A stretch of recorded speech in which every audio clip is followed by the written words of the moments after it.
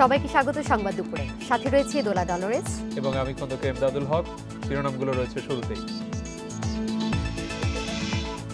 আনিসুল হকের কাজ শেষ করতে চান আতিকুল, ভবিষ্যতে সুষ্ঠু নির্বাচনের ঘোষণা সিইসির।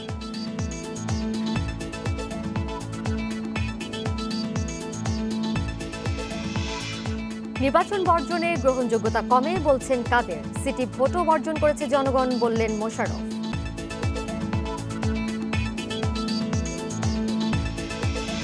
টেকনাফে গোলাগুলিতে নিহত 4 মাদক ব্যবসায়ী, দাবি আইন শৃঙ্খলা বাহিনীর। ইয়াবা এবং অস্ত্র উদ্ধার।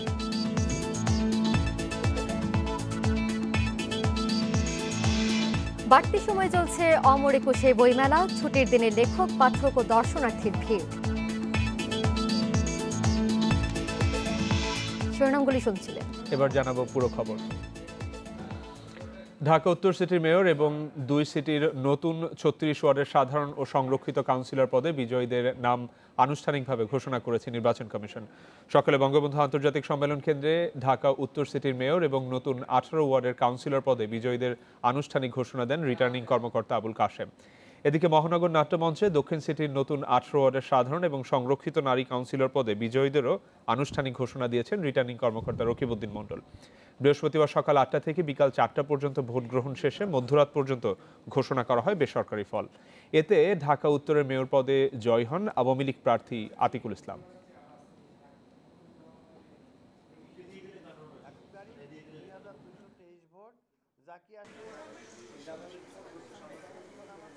আমাদের মেয়র পদে ভোটের হার হলো 31.05। আগামী সপ্তাহের মধ্যেই ফলাফল আমরা গেজেট করি, আমরা স্থানীয় সরকার মন্ত্রণালয়ে আমরা পাঠাতে পারবো। আমাদের মোট 18টা সাধারণ ওয়ার্ড এবং সংরক্ষিত ওয়ার্ড ছিল 6। মোট 24টা পদের অনুকূলে 149 জন প্রার্থী ছিল। আমরা এই নির্বাচনটা সুষ্ঠু হয়েছে, সুন্দর হয়েছে। পরাজিতরা সবসময় নির্বাচন নিয়ে প্রশ্ন তোলে বলে মন্তব্য করেছেন প্রধান নির্বাচন কমিশনার KM নুরুল হুদা। সকালে রাজধানীতে জাতীয় ভোটার দিবসের র্যালি শেষে তিনি মন্তব্য করেন, বর্তমান কমিশন সুষ্ঠু নির্বাচন অনুষ্ঠানে বদ্ধপরিকর বলেও জানান সিইসি। সিটি নির্বাচনে ভোটার সংখ্যা কম হওয়ার 3টি কারণ উল্লেখ করেন সিইসি। বলেন, বিএনপি নির্বাচনে অংশ না নেওয়া, স্বল্প মেয়াদের জন্য মেয়র নির্বাচিত হওয়া এবং বৃষ্টির কারণে ভোটার কম হয়েছে। তবে ভোটাররাই মেয়র এবং কাউন্সিলর নির্বাচন করেছেন বলেও মন্তব্য করেন তিনি। সিইসি বলেন, ভোটার দিবস উপলক্ষে আজ থেকে সারা দেশে ভোটার তালিকা হালনাগাদ শুরু হবে। ভোটার হব, ভোট দেব, এই স্লোগানকে সামনে রেখে প্রথমবারের মতো পালিত হচ্ছে জাতীয় ভোটার দিবস।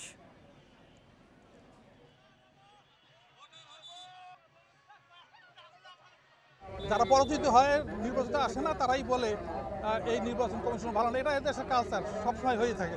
এবছর তার ব্যতিক্রম না। কিন্তু জনগণ অংশগ্রহণ করেছে, তারা ভোট দিয়েছে। যারা ভোট দিয়েছে তাদের ভোটে মেয়র নির্বাচিত হয়েছে, কাউন্সিলর নির্বাচিত হয়েছে।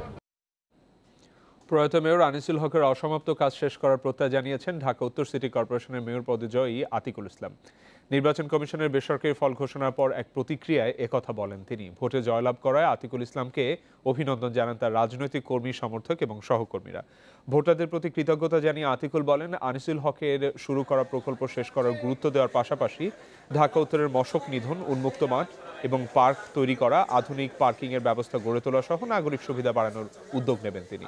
বৃহস্পতিবারের এই উপনির্বাচনে আওয়ামী লীগের প্রার্থী হয়ে 8,39,302 ভোট পেয়ে বিজয়ী হয়েছেন আতিক। তার নিকটতম প্রতিদ্বন্দ্বী জাতীয় পার্টির শাফিন লাঙ্গল মাখায় পেয়েছেন 52,000 ভোট।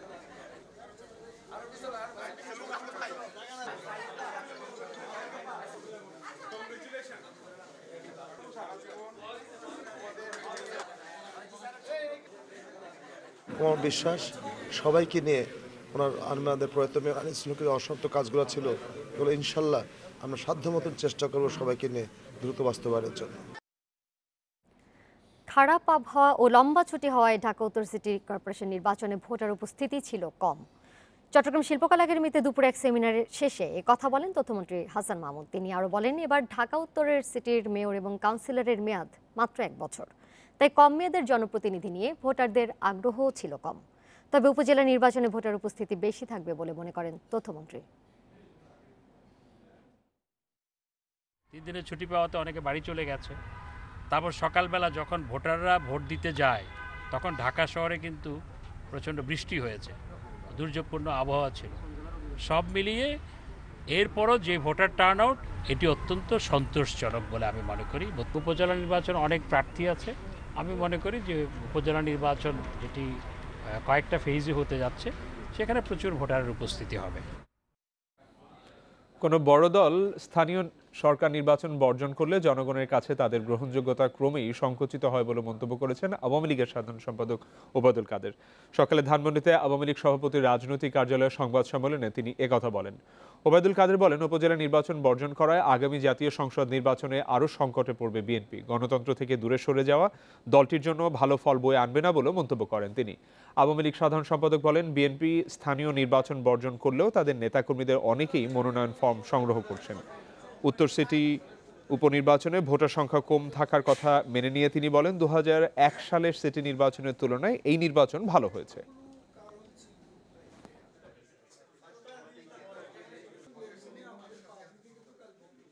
এ ধরনের স্থানীয় সরকার নির্বাচনে অংশগ্রহণ যদি কোনো বড় দল না করে, সেই দল ক্রমেই সংকুচিত হবে এবং সেই দলের আকর্ষণ জনগণের কাছে কমে যাবে এবং সেই দলের নেতা কর্মীরা পাওয়ার পলিটিক্স থেকে বিচ্ছিন্ন হয়ে পড়বে।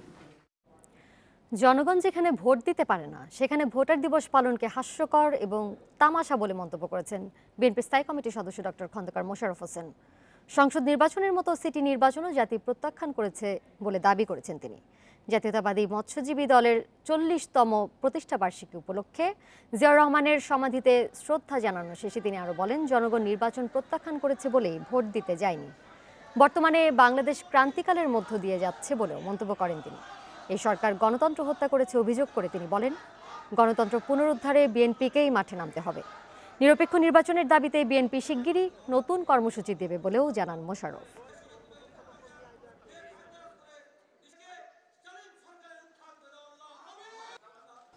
ভোটার যেখানে ভোট দিতে পারে না, সেখানে আজকের স্লোগান হচ্ছে ভোটার হন, ভোট দিন। এই সরকারি ভোটারদের ভোটের অধিকার হরণ করে আজকে এই ভোটার দিবস পালন করে আজকে এটা একটা হাস্যাস্পদ বিষয় করেছে, একটা তামাশার সৃষ্টি করেছে। ঢাকা উত্তর এবং দক্ষিণ সিটি নির্বাচনে ভোটার কম হওয়ার কারণ হিসেবে বৈরী আবহাওয়া এবং বিএনপির অনুপস্থিতিকে সামনে আনছেন বিশ্লেষকরা। সুজন সম্পাদক বলছেন, এ নির্বাচন সরকারের জন্য ছিল শুধুই আনুষ্ঠানিকতা। আর জাতীয় নির্বাচন পর্যবেক্ষক পরিষদ জানিয়েছে, উপনির্বাচনে অনাগ্রহের কারণেই ভোটার উপস্থিতি কম। ভোটের উত্তাপ মেলেনি ঢাকা উত্তর ও দক্ষিণ সিটির নির্বাচনে। বিরূপ আবহাওয়ায় দিনের প্রথম ভাগে কেন্দ্রগুলো ছিল প্রায় ভোটার শূন্য। বেলা বাড়ার পরও মেলেনি আশানুরূপ সাড়া। বিশ্লেষকেরা বলছেন, উত্তর সিটির মেয়র নির্বাচন সরকারের জন্য ছিল শুধুই আনুষ্ঠানিকতা। পাশাপাশি জাতীয় নির্বাচনের প্রভাবও এর ওপর পড়েছে বলে দাবি সুজন সম্পাদকের। এই নির্বাচনে কি ফলাফল হবে প্রায় পূর্ব নির্ধারিত, কারণ একটা প্রধান বিরোধী দল, একটা বড় দল নির্বাচনে অংশগ্রহণ করছে না। অতএব যে ক্ষমতাসীন দল জিতবে এতে কোনো সন্দেহ নাই, তো এতে মানুষের কোনো আগ্রহ নাই। উপনির্বাচনে ভোটারের অংশগ্রহণ কম থাকে বলে জানাচ্ছে জাতীয় নির্বাচন পর্যবেক্ষক পরিষদ। পাশাপাশি বৈরী আবহাওয়া এতে ব্যাঘাত সৃষ্টি করেছে বলেও মত তাদের। তবে কিছু এলাকায় কাউন্সিলের নির্বাচনে উল্লেখযোগ্য ভোটার ছিল বলে জানিয়েছেন জানিপব প্রধান। যতটুকু ভোট পড়েছে পুরোটাই সহি, এমনটি সবাই বলছেন। আর উপনির্বাচন সেটা জাতীয় সংসদের ক্ষেত্রেই হোক কিংবা স্থানীয় সরকার প্রতিষ্ঠানের ক্ষেত্রেই হোক, সবসময় আমরা দেখেছি যে উৎসাহের ঘাটতি থাকে। এই নির্বাচনের মেয়াদ মাত্র 1.5 বছর হওয়ায় নগরবাসীর খুব একটা সাড়া মেলেনি বলেও মনে করছেন পর্যবেক্ষকরা। Hasif Mahmud Shah, independent news, Dhaka. রাজধানীর চকবাজারে আগুনে দগ্ধ আরও একজন মারা গেছেন। ভোরে মৃত্যু হয় রিজাউলের। এ নিয়ে চকবাজার ট্র্যাজেডিতে মৃতের সংখ্যা দাঁড়ালো 70 জনে। এর আগে ঢাকা মেডিকেলে মৃত্যু হয় আরও 2 জনের। 20 ফেব্রুয়ারি রাত 10:30টার দিকে চকবাজারের চুরিহাটায় ওয়াহিদ ম্যানশন থেকে অগ্নিকাণ্ডের সূত্রপাত হয়। ভয়াবহ আগুনে ঘটনাস্থলে প্রাণ হারান 67 জন। গুরুতর দগ্ধ 9 জনকে ভর্তি করা হয় ঢাকা মেডিকেলের বার্ন ইউনিটে। এলাকাবাসীর সহযোগিতায় ফায়ার সার্ভিসের 37টি ইউনিট 10 ঘন্টার চেষ্টায় আগুন নিয়ন্ত্রণে আনে। ভবনটির নিচতলায় প্লাস্টিকের গোডাউন এবং ওপরে পারফিউম সহ নানা দাহ্য পদার্থের গোডাউন ছিল। এই ট্র্যাজেডির পর পুরান ঢাকা থেকে রাসায়নিকের গুদাম স্থানান্তরের সিদ্ধান্ত নেয় সরকার।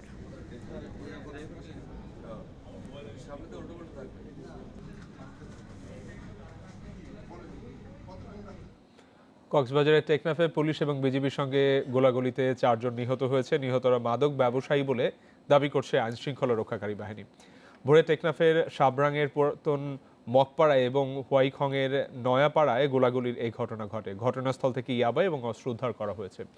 পুলিশ জানায় মিয়ানমার থেকে ইয়াবা আনা হচ্ছে এমন খবরে ভোরে মগপাড়ায় অভিযানে যায় তারা। সেখানে মাদক ব্যবসায়ীদের সঙ্গে ঘণ্টাব্যাপী গোলাগুলিতে নিহত হন ইয়াবা ব্যবসায়ী নাজির আহমেদ এবং গিয়াসউদ্দিন। তাদের বিরুদ্ধে মাদক এবং মানব পাচার সহ একাধিক মামলা রয়েছে। একই সময় নয়াপাড়ায় বিজিবির সঙ্গে ইয়াবা ব্যবসায়ীদের গোলাগুলিতে নিহত হয় 2 জন। তারা হলেন টেকনাফ পৌরসভার উত্তর জালিয়াপাড়ার মোহাম্মদ হাসান আলী এবং সদর ইউনিয়নের মোহাম্মদ হোসেন ওরফে কামাল। তাদের বিরুদ্ধে থানায় একাধিক মামলা রয়েছে।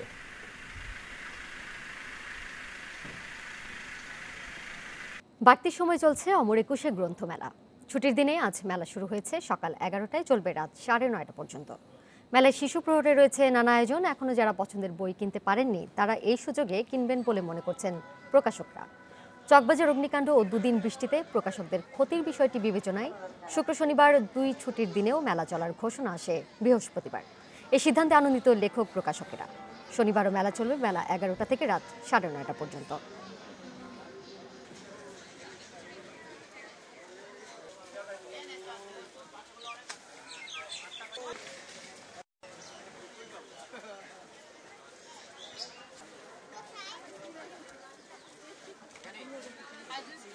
অনেক সুন্দর লাগতেছে।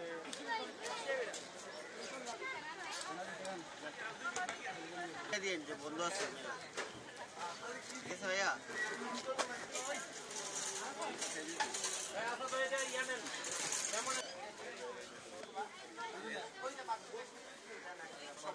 আমার বাবা মার সাথে আমি মেলায় এসেছি। আমি কিছু ভূতের বই আর সায়েন্টিফিক বই কিনতে চাই। প্রথমবার আমি বই মেলা এসেছি। আমার সবগুলো ফ্রেন্ড চলে গেছিল আর এসেছিল বই মেলা। ছোট্ট একটা মেয়ে বেনি করে, তারপরে আরো অনেকেই আছে, সেগুলো দেখতে ভালো লাগে। কি কি বই কিনবে?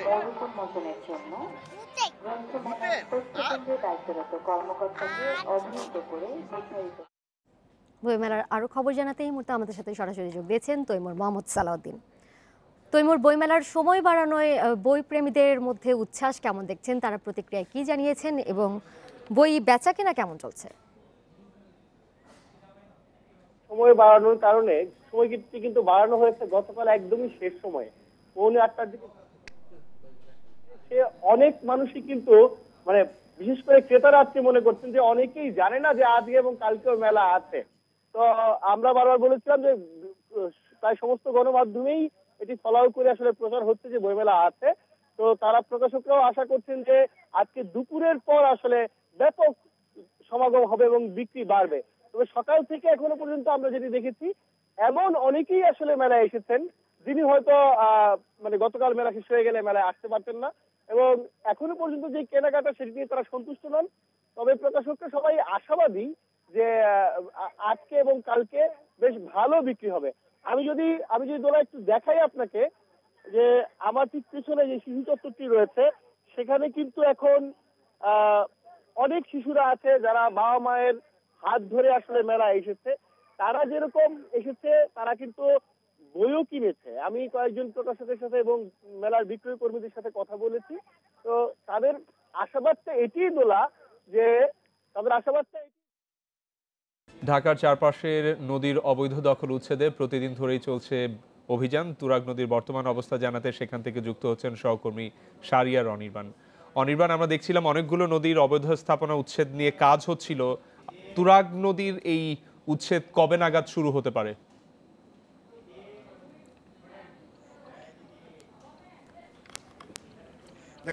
তুরাগ নদী উচ্ছেদ অভিযান কিন্তু এর ভিতরে শুরু হয়েছে। তবে আজকে যেহেতু শুক্রবার, আপনি জানেন যে বুড়িগঙ্গা সহ আশপাশে ঢাকার আশপাশের নদীগুলোর উচ্ছেদ অভিযান শুরু করেছে BIWTA এবং পাশাপাশি নদী কমিশন, রক্ষা কমিশন।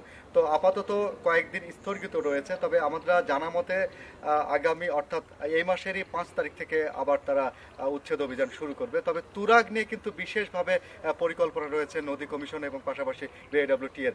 এতদিনে আমরা যেটা জানতে পেরেছি যে উচ্চ আদালতের পক্ষ থেকে তুরাগকে জীবন সত্তা অর্থাৎ জীবন্ত মানুষের মতো একটি মর্যাদা দেওয়া হয়েছে। সে কারণে তুরাগ নিয়ে নদী কমিশনেরও আলাদা একটা চিন্তা ভাবনা থেকে তারা বেশ কিছু সুপারিশ করেছে। 13টি সুপারিশ তারা এর মধ্যে জমা দিয়েছে। তার মধ্যে থেকে অন্যতম আছে তুরাগ কেন্দ্র করে প্রায় 23টি স্থাপনা এবং বড় বড় বিভিন্ন প্রতিষ্ঠান রয়েছে, ব্যবসায়িক প্রতিষ্ঠান রয়েছে, যারা তুরাগ দখল করে তুরাগ একেবারে বিলীন করে দেওয়ার পথে। আপনাকে যদি এখনকার চিত্রটি আমি আপনাকে দেখাই, আশুলিয়ার ঠিক পাশের অংশে আপনি নিশ্চয় দেখতে পাচ্ছেন যে তুরাগ একটি খাল হয়ে গেছে। ঠিক তার পাশেই একেবারে বিস্তীর্ণ এলাকা, যে এলাকার বিল যেটাকে বলা হয়, সেই বিল এলাকাটা একেবারে খনন করে সেখান থেকে মাটি তুলে এখান থেকে নিয়ে যাওয়া হচ্ছে। তুরাগের পাড় একেবারে বলা যায় যে শেষ করে দেওয়া হচ্ছে। তো তুরাগ যত এর ভাটি এবং উজান সব জায়গাটাই কিন্তু বিচিত্র রকমের সমস্যার চিত্র আমরা দেখতে পেয়েছি। কোথাও দখল হচ্ছে, কোথাও এইভাবে করে তুরাগের মাটি কেটে তুরাগের পাড় কেটে নিয়ে যাওয়া হচ্ছে, কোথাও বা বিভিন্ন শিল্প কারখানার যে বর্জ্য যেগুলো রয়েছে সে বর্জ্যগুলো এখান থেকে নিয়ে এই তুরাগে এসে পড়ছে। তো উচ্চ আদালতের যে নির্দেশনা, সেই নির্দেশনা অনুযায়ী তুরাগ কিন্তু এখন সাংবিধানিকভাবে বাংলাদেশের সাধারণ নাগরিকের যে অধিকার, অর্থাৎ তার মৌলিক অধিকারের পাশাপাশি তার নিরাপত্তা দেওয়ার অধিকারও কিন্তু এখন রাষ্ট্রের উপরে বর্তে গেছে।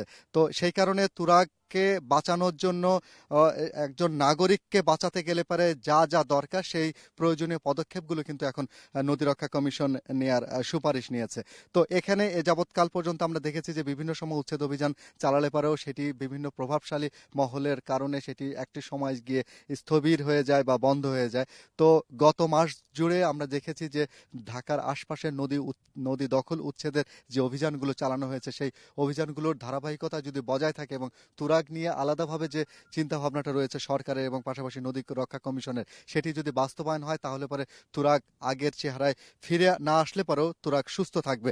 কারণ তুরাগের আপনি জানেন যে ঢাকার 4টি নদী কিন্তু ঢাকার শ্বাসমূল বলা হয় এবং যোগাযোগ ব্যবস্থায় কিন্তু বড় রকমের একটি অবদান রাখতে পারে হচ্ছে এই তুরাগ। আমি এই গাজীপুর থেকে আশুলিয়া পর্যন্ত মাত্র প্রায় 45 মিনিটের ভেতরে আমি নদী পথে আমি চলে এসেছি, যেটি আমি আমার যেতে অর্থাৎ রাস্তায় সড়ক পথে যেতে প্রায় লেগেছিল আমার 4 ঘন্টা। তো এই যানজট থেকে মুক্ত করতে এবং পাশাপাশি আশপাশের পরিবেশ এবং প্রতিবেশগত বিষয়গুলো রক্ষা করতেও কিন্তু তুরাগের বড় ধরনের একটি অবদান রয়েছে। তাই তুরাগকে রক্ষা করতে হবে। তুরাগের আশপাশের যে নতুনভাবে বিভিন্ন সিমেন্ট কোম্পানির যে কনক্রিট তৈরি করা এবং পাশাপাশি তারা যে মিক্সচার তৈরি করার যে কারখানাগুলো তৈরি করেছে সেগুলো বন্ধ করতে হবে এবং ডাইং ফ্যাক্টরি যেগুলো রয়েছে, যেগুলোর পানি ইটিপির মাধ্যমে পরিশোধন করে নদীতে আসার কথা ছিল, সেগুলো কোনোটাই মানা হচ্ছে না এবং বিভিন্ন ভূমিদস্যুরা বিভিন্ন সাইনবোর্ড দিয়ে তারা আবাসন প্রকল্পের নামে দখল করছে। এবং আপনাকে যে সচিত্র যে চিত্রটি আমি দেখালাম যে তুরাগের পাড় কেটে নিয়ে তুরাগের যে নদী, সে নদীর মাটি, পাড়ের মাটি কেটে নিয়ে যাওয়া হচ্ছে। তো এই মাটিগুলো কিন্তু এখান থেকে নিয়ে যাওয়া হচ্ছে আশপাশে বিভিন্ন ইটের ফ্যাক্টরিতে। তো যার কারণে তুরাগ কিন্তু একেবারেই বলা যায় যে একেবারে জীবন সন্নিকটে একেবারে চলে গেছে। তো এখান থেকে তুরাগ উদ্ধারের জন্য, তুরাগকে বাঁচানোর জন্য সাংবিধানিক যে অধিকার, মানুষের সাধারণ নাগরিকের যে অধিকার, সেই অধিকারটা যদি ফুটিয়ে তোলা হয় তুরাগের রক্ষা করার জন্য, তাহলে পরে তুরাগ রক্ষা হবে বলে আমাদেরকে জানিয়েছে নদী রক্ষা কমিশন সহ আমাদের এই নদী নিয়ে যারা গবেষণা কাজ করছেন তারা। নদী নিয়ে অবৈধ উচ্ছেদ অভিযান নিয়ে বলছিলেন সহকর্মী শাহরিয়ার অনির্বাণ। আজ থেকে নদীতে ইলিশ সহ সব ধরনের মাছ ধরার 2 মাসের সরকারি নিষেধাজ্ঞা শুরু হয়েছে। এই কর্মসূচি সফল করতে সব ধরনের প্রস্তুতি নেওয়া হয়েছে বলে জানিয়েছে মৎস্য বিভাগ। তবে এই সময় সরকারি সহযোগিতা আরও বাড়ানোর দাবি জেলেদের।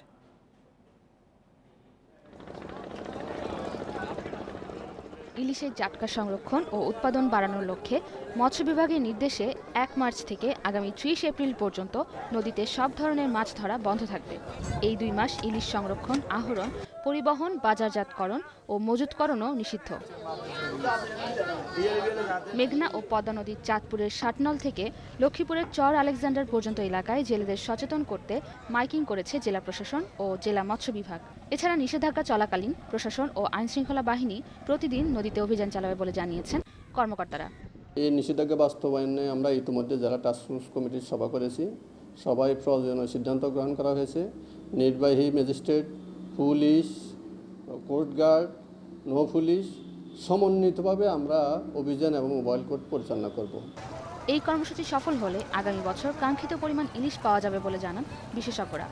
জাটকা সংরক্ষণ যখন করা হয়ে যায়, যখন তারা 25 সেন্টিমিটার অতিক্রম করে চলে যায়, তখন প্রায় 1 বছর যখন তাদের বয়স হয়ে যায়, তারা পরবর্তীতে আবার ডিম ছাড়ার জন্য প্রস্তুত হতে পারে এবং রিক্রুটমেন্ট অর্থাৎ প্রবেশনে ইলিশের উৎপাদন বৃদ্ধিতে তারা আবার সক্রিয় ভূমিকা রাখতে পারে।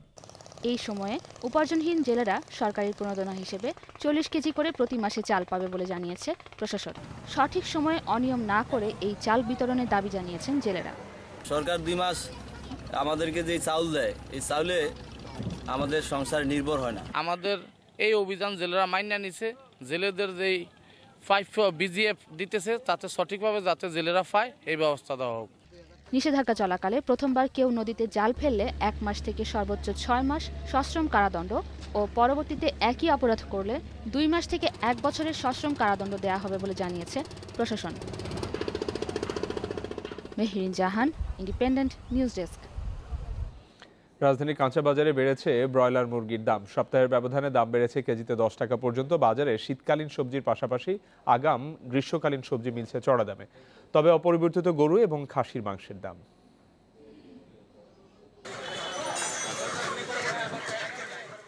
শুক্রবার ছুটির দিনে রাজধানী কাঁচা বাজারে মুরগির দোকানে বেশ ভিড়।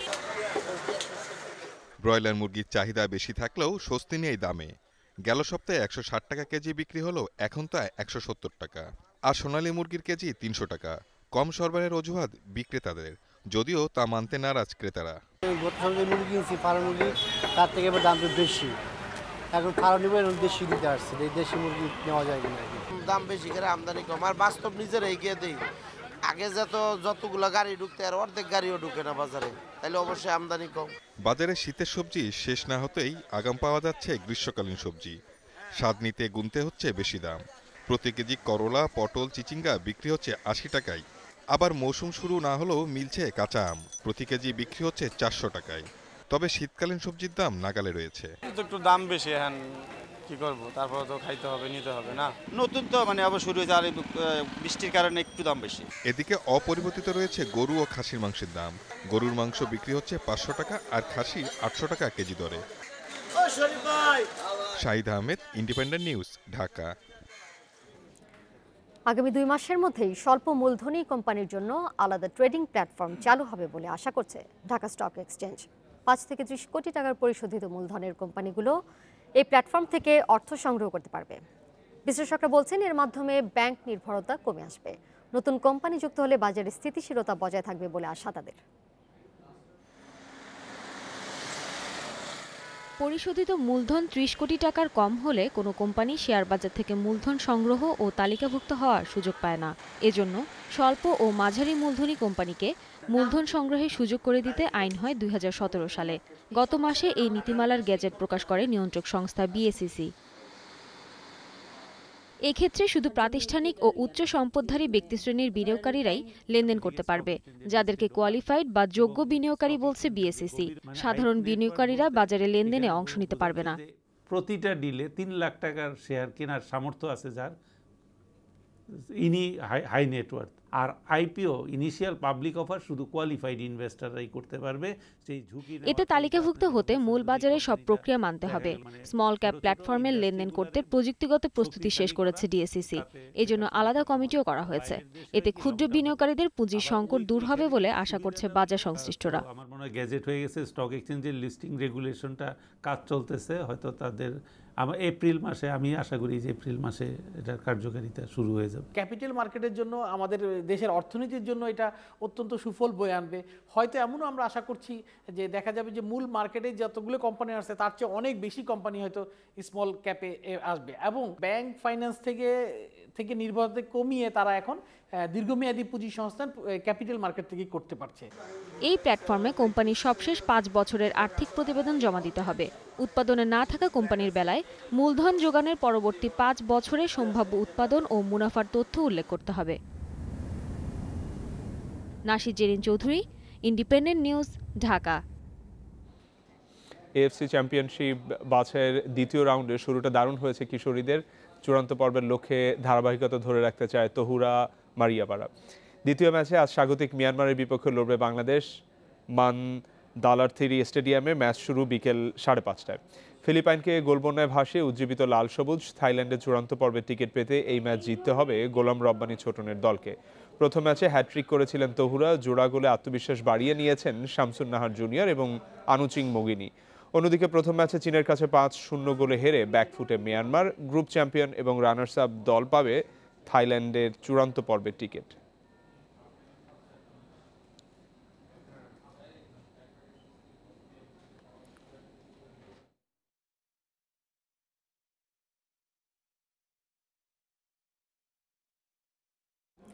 ঢাকা প্রিমিয়ার টি20তে আজ ফাইনালে ওঠার লড়াই। প্রথম সেমিফাইনালে লড়ছে শাইনপুকুর এবং শেখ জামাল ধানমন্ডি ক্লাব।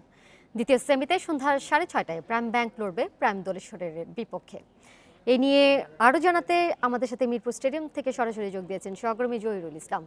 জহির, এই মুহূর্তে খেলার ঠিক কী অবস্থা রয়েছে এবং মিরপুরে আজ কন্ডিশন কেমন দেখছেন? একটা জিনিস বলে রাখি যে মিরপুরের কন্ডিশন এই আসরে দেখা গেছে যে ব্যাটসম্যানরা কিন্তু রান পাচ্ছে। যে একটা অভিযোগ থাকে যে মিরপুরে ব্যাটসম্যানরা রান পায় না, বড় স্কোরিং হয় না, সেইটা কিন্তু হচ্ছে না, অনেকে রান পাচ্ছে। আমরা যদি খেলাটা একটু দেখাই আপনাদেরকে, টস জিতে শাইনপুকুর ব্যাটিংয়ের সিদ্ধান্ত নিয়েছে এবং প্রথম ওভারটি কিন্তু ডিজাস্টার বলা যেতে পারে। সালাউদ্দিন শাকিলের বল সামলাতে পারেনি ওপেনাররা। এরপরে কিন্তু দারুণভাবে ঘুরে দাঁড়িয়েছে আফিফ হোসেনের, কথা বলতে হয় 40 রানে অপরাজিত আছেন। তবে শাইনপুকুরের ব্যাটিংয়ের শক্তির জায়গাটা যদি কথা বলি, তাদের আসল শক্তির জায়গা কিন্তু মিডল অর্ডার। আমরা জানি সবশেষ ম্যাচে শুভাগত হোমের কথা বলতে হয়, তিনি একটি রেকর্ড করেছিলেন 16 বলে 50।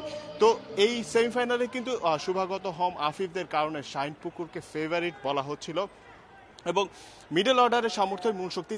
তো আজকের ম্যাচে যেটা দেখা গেছে, ওপেনার এবং নাম্বার 3-তে নেমে আফিফ কিন্তু দারুণ ব্যাট করছেন এবং এখন 7-এর বেশি রান রেটে তারা রান তুলছে এবং বেশ ভালো অবস্থানে আছে। শেখ জামালের কথা যদি অন্যদিকে আমি বলি, খুব বড় তারকা নেই, নাসির হোসেন, হাসানুজ্জামান যারা আছেন, আমরা লিগ পর্যায়ে শেখ জামালের পারফরমেন্স যদি দেখে থাকি, তারা কিন্তু টিম ওয়ার্কে বিশ্বাস করে এবং খুব বিগ স্কোরিং ইন্ডিভিজুয়ালি কেউ খুব বড় স্কোর করেনি, টিম ওয়ার্কেই তারা ভালো করেছে। এবং শেখ জামালের যেটা শক্তির জায়গা, ইলিয়াস সানিরকে আমরা দেখতে পাচ্ছি বোলিং করছেন। কয়জন অভিজ্ঞ ক্রিকেটার আছে এবং সিনিয়র এবং জুনিয়রের মধ্যে যে সমন্বয়, সেই সমন্বয়ের কাজটি কিন্তু বেশ ভালোভাবে করে শেখ জামাল কিন্তু সেমিতে নাম লিখেছে। তো আজকের ম্যাচে আগে যেমনটা বলছিলাম যে শাইনপুকুরের পারফরমেন্স অনুযায়ী টুর্নামেন্টে এখন পর্যন্ত সেকেন্ড হাইয়েস্ট রান গেটার যিনি শুভাগত হোম, তিনি শাইনপুকুরের হয়ে খেলছেন, তিনি এখনও ব্যাটিংয়ে নামেননি। তো সবশেষ ম্যাচেও কিন্তু তিনি 16 ওভারের পরে নেমেছিলেন উইকেটে এবং নেমে কিন্তু 16 বলে 50-র একটা স্কোর করেছিলেন। তো এখন যেটা দেখা যাচ্ছে, এই উইকেটে বল বেশ ভালো ব্যাটে আসছে এবং উইকেটে দুজন সেট ব্যাটসম্যান আছে। তো শেষ 5 ওভারে কিন্তু শাইনপুকুর একটা চান্স নেবে। আমরা যেমনটা দেখেছি মিরপুরের এখানে সবশেষ ম্যাচে শাইনপুকুরের স্কোর ছিল 192 4 উইকেটে। তো 192 রান কিন্তু সেফ যথেষ্ট মনে হচ্ছে। তবে শাইনপুকুর আজকে যেহেতু ফাইনালে ওঠার লড়াই, সেক্ষেত্রে হয়তো রিস্ক নেবে না, তারা চাইবে যে সেরাটা দিতে এবং 200 ছাড়িয়ে যাওয়ার একটা চেষ্টা অবশ্যই তারা করবে। দিনের দ্বিতীয় ম্যাচটির কথা অবশ্যই বলতে হয়, 2 প্রাইমের ম্যাচ, প্রাইম দোলেশ্বর এবং প্রাইম ব্যাংক। প্রাইম দোলেশ্বর কিন্তু অধিনায়ক ফরহাদ রেজার নেতৃত্বে দারুণভাবে ঘুরে দাঁড়িয়েছিল, খুব ভালো শুরু হয়নি। সে তুলনায় প্রাইম ব্যাংক খুব ব্যালেন্সড টিম করেছে এবং এখন পর্যন্ত এই আসরে যে হায়েস্ট রান গেটার রুবেল মিয়া, তিনি কিন্তু এই প্রাইম ব্যাংকের হয়ে ওপেন করেন। তো দ্বিতীয় ম্যাচে যদি ফেভারিটের কথা বলতে হয়, সেক্ষেত্রে আমি প্রাইম ব্যাংকের কথা বলবো। প্রাইম দোলেশ্বর যেটা করেছে টিম ওয়ার্ক, খুব একটা টিম ওয়ার্কে দেখাতে পারেনি। আমরা দেখছি একটা ক্যাচের যা ছিল না, ক্যাচটি ধরতে পারেননি লং অনে। এবং তো সব মিলিয়ে আজকের এই দুটি শেষ করছি সংবাদ দুপুর। শেষ করার আগে শিরোনামগুলো আরো একবার। আনিসুল হকের কাজ শেষ করতে চান আতিকুল, ভবিষ্যতেও সুষ্ঠু নির্বাচনের ঘোষণা সিইসির।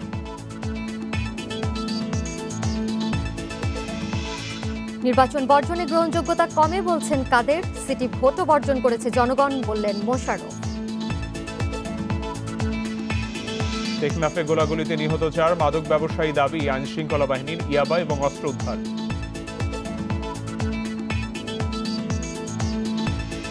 বাড়তি সময় চলছে অমর একুশে বইমেলা, ছুটির দিনে লেখক, পাঠক ও দর্শনার্থীর ভিড়।